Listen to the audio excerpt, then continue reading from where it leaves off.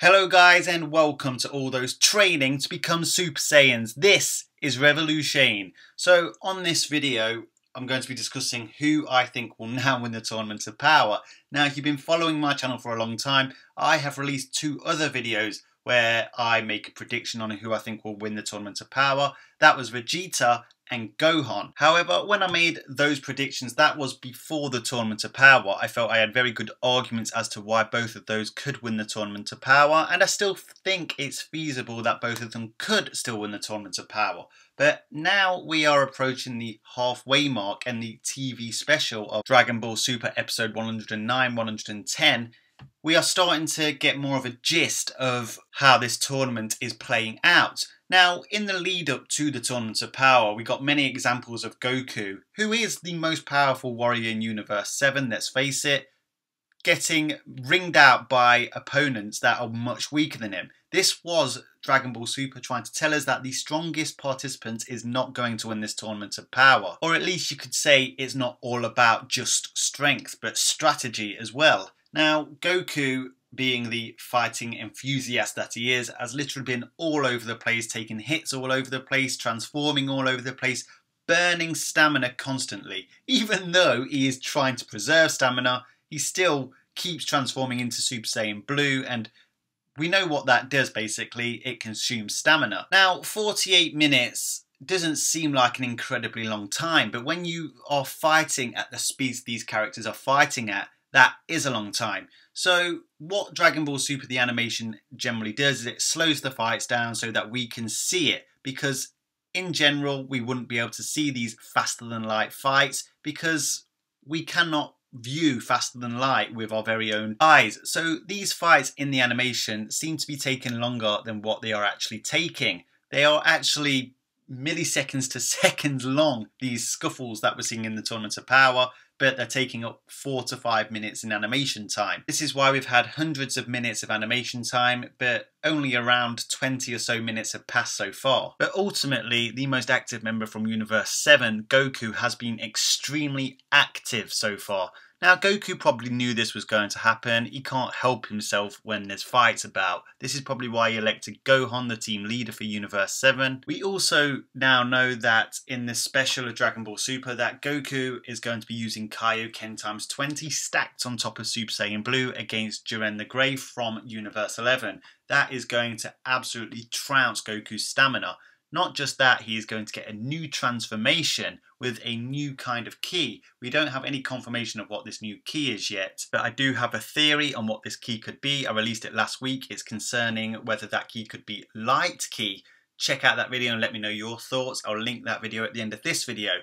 Anyway, Goku's going to get a new transformation, and one thing we've learned about new transformations is that they are hard to maintain because they use so much ki. And because it's new, the user doesn't know how to regulate the ki, which means that they end up burning stamina a lot faster than they'd like. We saw it with Golden Frieza when he first obtained the golden form. He rushed into battle, hadn't fully trained the form, and he basically burnt out quickly, even though he was actually stronger initially than Super Saiyan Blue Goku.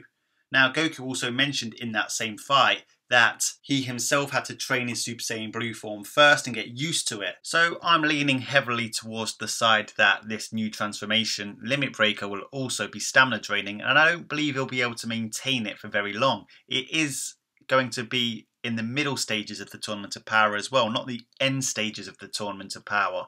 So he'll have to withhold this form after his fight with Jiren, if he survives the fight with Jiren, and then all the way till the end of the tournament. So the point I'm making is basically a similar point to what I made in a video the other day where I said hit Jiren or Goku would not win the Tournament of Power. Is basically stamina is going to come into play, and the stronger opponents through fighting each other are going to burn themselves out against each other, which means later in the tournament, when stamina really is an issue, characters who have managed to preserve their power are going to have the advantage. However, there is one character who hasn't even needed to preserve his strength. That, of course, is the android that graces the thumbnail to this video and is pretty much named in the title of this video, Android 17. So why is this? Well, Android 17 is an Eternal model android. So the Daizenshu tells us about the Eternal model basically is that it is one energy system that the cyborgs run on. They produce energy internally and are able to remain mobile permanently, compared to another system, the energy absorption model, which is basically what Android 19 and 20 are. Their power is larger.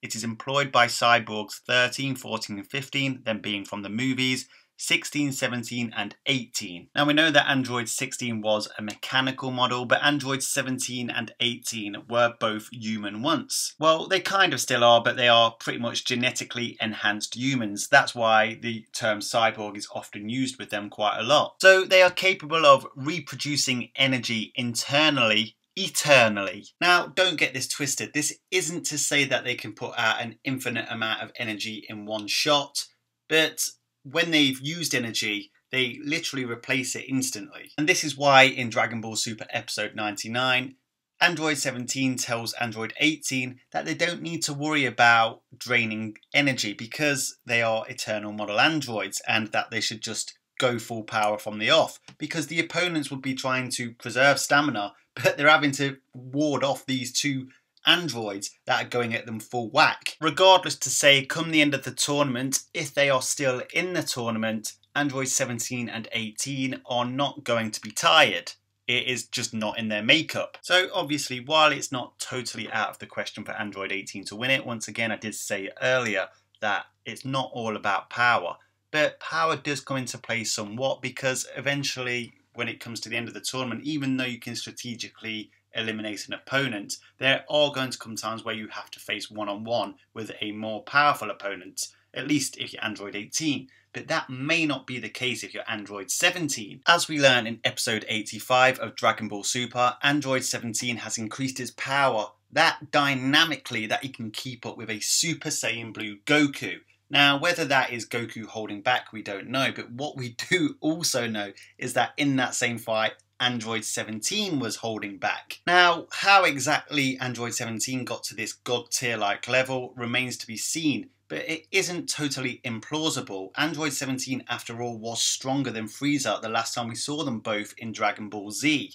Frieza obtained his golden form after 4 months training. Sure, Frieza is a prodigy, but who's to say that Android 17 doesn't have that kind of potential? After all, he was designed to take out Saiyans as strong as Goku and Vegeta, and Goku and Vegeta aren't even the Saiyans with the most dormant potential. Gohan is. So if Android trained for 5, 10, 15 years in the same manner that Goku and Vegeta have, what's to say he couldn't reach that kind of power? The key word is potential. In fact, Akira Toriyama said in an interview himself with the producer of Dragon Ball Super that Android 17 has enormous potential. Now, on what method he uses to reach that potential? Well, guess what, guys? I have a theory on that too. In fact, this is one of my favourite theories, but it's one of my least viewed videos. I'll place it in the suggested videos after this video so you can check it out. Let me know what you guys think on that theory. Needless to say, Android 17 decimated Super Saiyan 2 Goku a lot more efficiently than what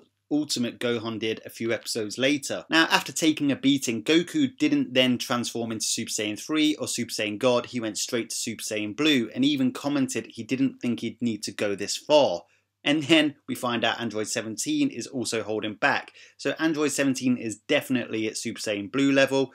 Now, that means that there aren't that many people left in this tournament that are at Android 17's level of power. As mentioned earlier, the likes of Goku, Jiren and Hit are probably going to tire themselves out before the end of the tournament, and then Frieza and Vegeta are on Android 17's team. But we've already seen Vegeta transform into Super Saiyan Blue multiple times, and we've even seen the Golden Frieza form against Gohan. So we've already seen energy wastage from those two already, as well as the fact that Vegeta and Frieza tend to get caught up in agendas. That pretty much leaves Toppo as the only remaining contestant that hasn't really demonstrated wastage of energy, but I'd be very surprised if a member from another universe won this tournament.